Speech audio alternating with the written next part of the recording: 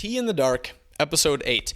This is a continuation of the last one. I kind of went a little long, and I wanted to share those other examples. I think I was a little aggressive, but it's already out there. It's on the internet. Hopefully you can maintain an open mind. The other things here I want to talk about are nuclear technology and astrology. And I'm sure a lot of you just, your little brain butthole clenched because, I don't want to talk about astrology. I don't know about Pisces. Relax. Just open your mind briefly. I'm not telling you to change your life. I'm telling you to consider new ideas. So let's talk about the nuclear stuff first. There are stories that I can't verify. They're just fun to listen to. I heard one of them on the Joe Rogan podcast about Area 51 type stuff, where supposedly they have alien technology that is just incomprehensible to us. Okay, well, let's just take that in theory, that there might be things we don't understand. And that is all of us, all the time. No single human understands all of the human things.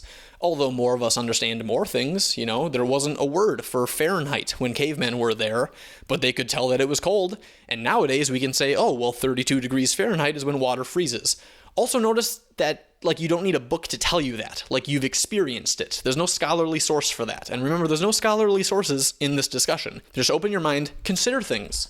I'm not lying to you. If you care, Google it. So nuclear technology. Well, let's talk about a nuclear reactor or something of that nature. It turns something radioactive into power. Notice how it doesn't matter exactly what it is. Now let's imagine, not necessarily time travel, that's not the point here, but imagine Queen Elizabeth or Queen Victoria or any person in the past, it doesn't matter.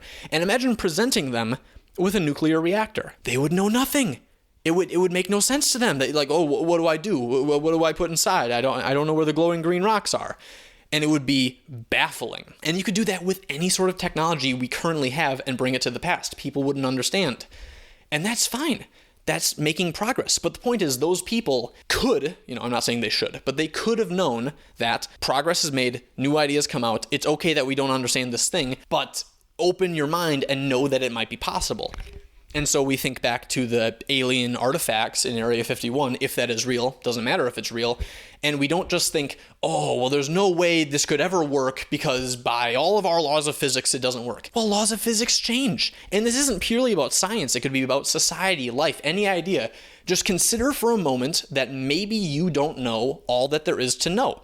And that's what I consider an open mind. Finally, astrology. Now, I don't read horoscopes and I don't change my life based on these things. I know that I'm a Scorpio and I'm interested in the astral procession, seasons and stuff, the solstices. That's interesting. There's 12 months, there's 12 astrological signs. It's interesting, it's a fun little thing. Do I let it control my life? No, but I like exploring it. But there's this idea that because you're a Pisces or you're a Scorpio, who cares? That means something about you.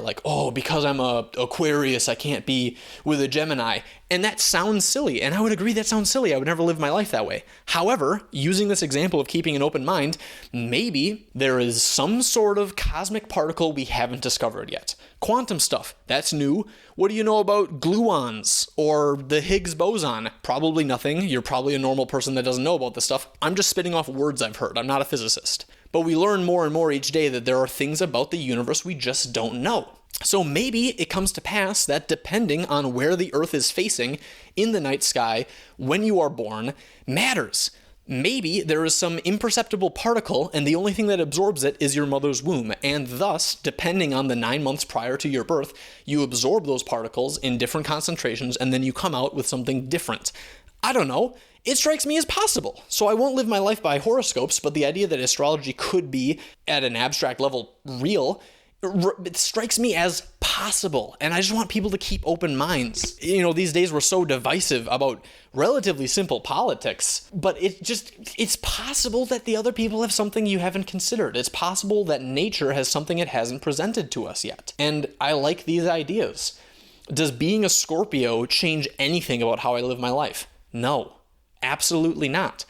But is it fun to consider briefly that maybe the 9 months leading up to my birth, let's keep that in mind. There's nothing special about November and December. It would be the 9 months prior, which makes things a lot more complicated, but that's not my point.